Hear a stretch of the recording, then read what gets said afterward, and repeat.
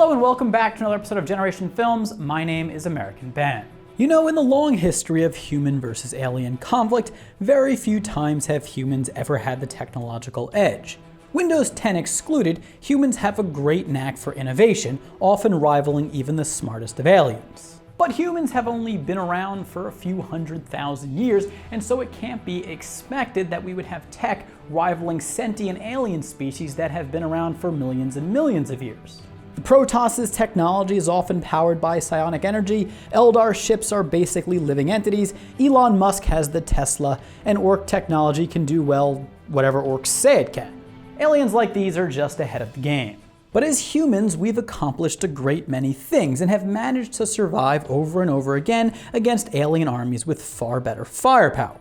This is because humans have grit and determination, and what we lack in sophistication, we make up for with heart. We should take pride in the technology we've created as well, for even if we haven't devised something as grand as the Covenant's CSO supercarrier, our little old ships have given the Covenant a hell of a time in war. Perhaps more than any other vessel in the skies, the ship that brings the most pride to my heart. The ship that at the chanting of its name brings more tears of joy to my eyes is Old Glory, the UNSC's Pillar of Autumn, a very special ship and a distinctly human ship. And today we're going to discuss why it's so important to human history. But first I want to give a shout out to today's sponsor, NordVPN. Listen, I don't want to just assume that the UNSC Office of Naval Intelligence is listening and watching everything you're doing. But ONI is listening to and watching everything you're doing. And that's because you don't have a virtual private network installed on your computer, phone, and in your Mjolnir armor. ONI can pretty much bypass any security system, but not Nord, whose super fast 5,500 servers in over 60 countries make their VPN fully ONI proof. Oh, and if you're in the UNSC and the Covenant is more your concern, well, NordVPN works everywhere. Which means that you can watch Netflix and visit other banned websites in countries like China or on the UNSC Infinity in deep space. And thanks to NordVPN's double data encryption, which I liken to 2 scoops of ice cream, your information will remain safe even if the Halo array is triggered.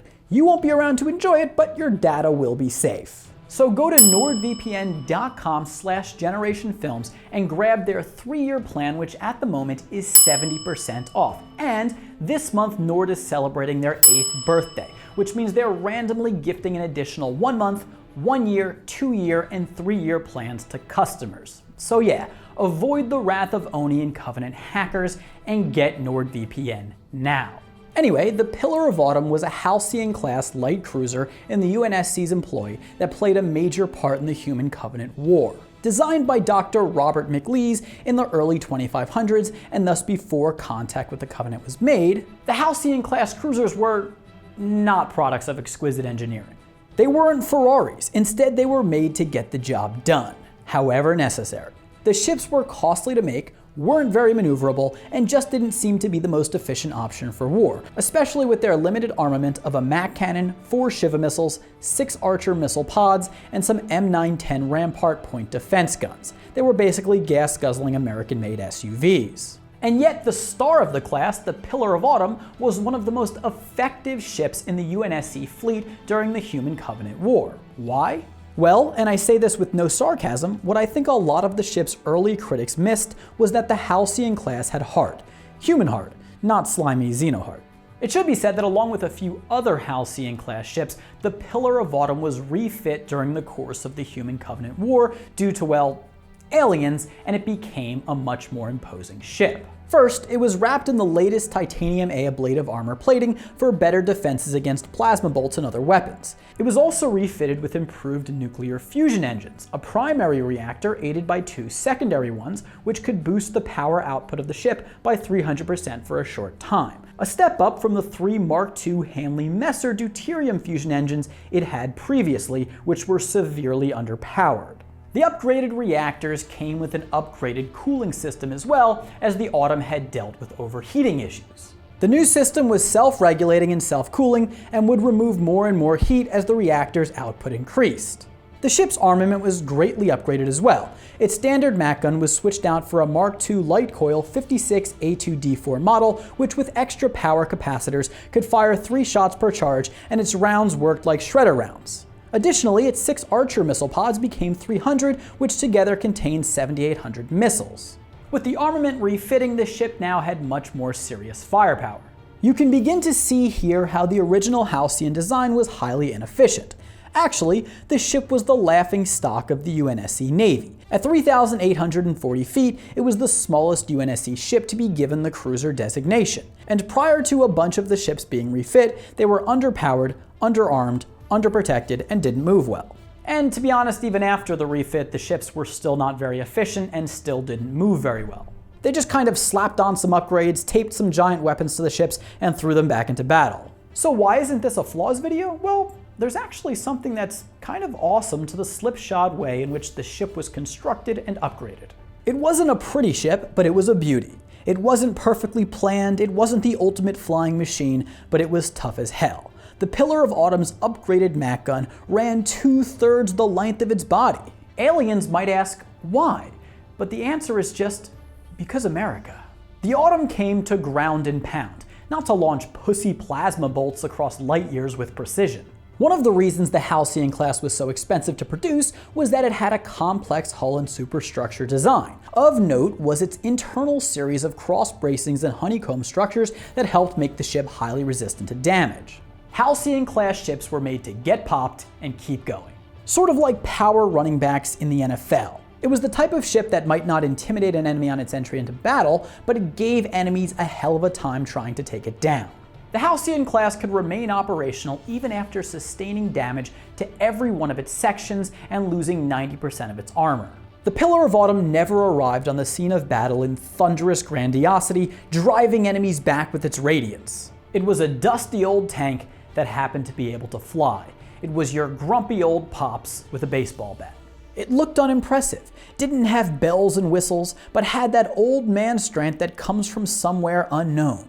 Somewhere deep down in the gut, behind layers and layers of subcutaneous fat and gas, and just a little bit of senility. During the battle for Arcadia in February 2531, the Pillar of Autumn took heavy damage, but somehow it managed to destroy a Covenant battleship and make it out of the battle alive, unlike the UNSC Belfast and UNSC Texas, 2 warships. During the battle over Reach, the Autumn took on a Covenant sniper ship, one of the most powerful vessels in the Covenant Navy, and a ship that destroyed many of the UNSC's most powerful ships. The sniper ship's piercing beam attacks breached the Autumn's hull and badly damaged the ship's reactors. And yet somehow, someway, the Autumn stayed in the fight and destroyed the far superior Covenant ship. The Autumn's victory in this fight won it heroic status in the UNSC, as many more powerful UNSC ships had failed against the sniper ship, where the Autumn emerged victorious. There are simply some traits, some powers to humans and their technology that cannot be measured on paper, that cannot be articulated. In Starship Troopers, on paper, John Rico is nearly mentally handicapped, but somehow he became a hero of Earth. The Pillar of Autumn is the John Rico of the skies. The Pillar of Autumn just had these intangible special qualities. It was clutch, dependable, and the enemy of Xenos everywhere. If the Autumn became a hero during the fall of Reach, it became legend during the Battle of Installation 4. Having come straight from Reach, by the time the Autumn reached orbit above the planet Threshold, the gravity anchor for Installation 4, it was very badly damaged. Above Threshold, the Autumn took more damage, but still managed to destroy 4 Covenant ships and damage Truth and Reconciliation, a Covenant CCS-class battlecruiser. So here's this underdog ship in the Autumn, dragging itself from battle to battle across space against the heart of the Covenant fleet, taking out some of their most powerful ships while critically damaged. Now that's character, you damn millennials. You kids out there probably love the UNSC Infinity, but us 90s boomers, our girl is the Autumn. Back to the battle though, eventually the Autumn's MAC cannon was disabled with an antimatter charge, and given that and the ship's damage, the crew abandoned the vessel at the captain's orders. As the Autumn plummeted toward the ring orbiting Threshold, the Covenant plastered it with plasma torpedoes, and yet somehow it landed somewhat intact. Yes, that's right. The guard broke before the Autumn did. Even after the crash, while the ship was damaged beyond repair, some of its systems were still online and working, such as its fusion core and engines, and that was just enough to get the job done. Because see, the ship might have been costly, inefficient, and rough around the edges, but at its core, quite literally, it was designed to protect humans and destroy the Xeno. It didn't have some complex last resort device either. Its reactors were simply designed in a way that they could be overloaded by an explosion powerful enough to destroy its vent cores. After the flood was unleashed during the battle, Master Chief himself overloaded and destabilized the reactors, causing a thermonuclear explosion that destroyed the Halo ring and ended the battle.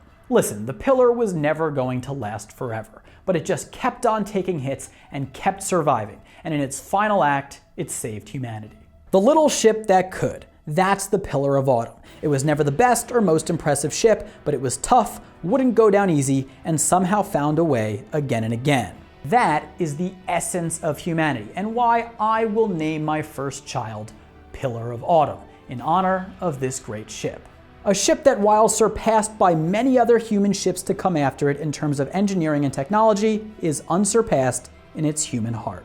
Anyway, that's the video. I hope you enjoyed it. Definitely give it a like if you did. Comment down below. Let me know what your favorite ship in Halo is. Let me know what you think about the Pillar of Autumn. Don't forget to subscribe to our channel and hit that notification bell. Oh, and thanks one more time to today's sponsor, NordVPN.